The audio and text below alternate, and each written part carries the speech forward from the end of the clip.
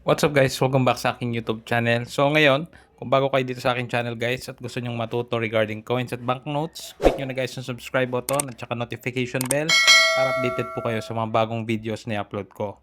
So yun guys, pag-usapan natin itong ikalima sa pista ng Pilipinas ng mga coins, which is itong Pahiyas Festival dito sa Lucban, Quezon.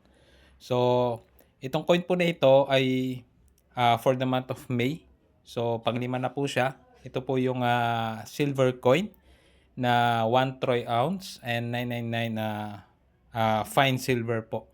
So itong coin na ito guys ay ganito po yung kanyang disenyo. So in celebration po ito sa Pahiyas Festival yan sa Lucban, Quezon. At bilang pagpupugay kay San Isidro Labrador, patron ng mga magsasaka. So ito pong coin na ito ay pwedeng mabili online sa website po ng BSP. At itong coin na ito guys ay mga colorized. So yung disenyo po nila ay colored. Ayan, gaya po dito sa Pahiyas Festival. Ito po yung mga design niya. Meron siyang keeping. Ayan no. Disenyo na sumisimbolo sa mga magsasaka no or masaganang ani.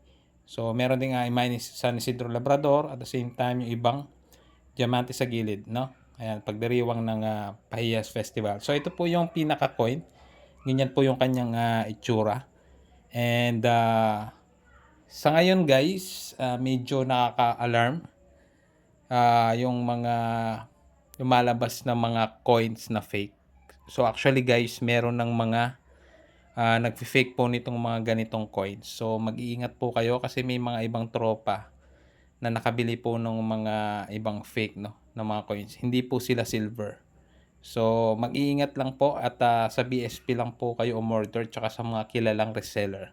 So 5,000 pala ito guys ang amount nito sa BSP. So yun lang guys, update ko lang po kayo dito.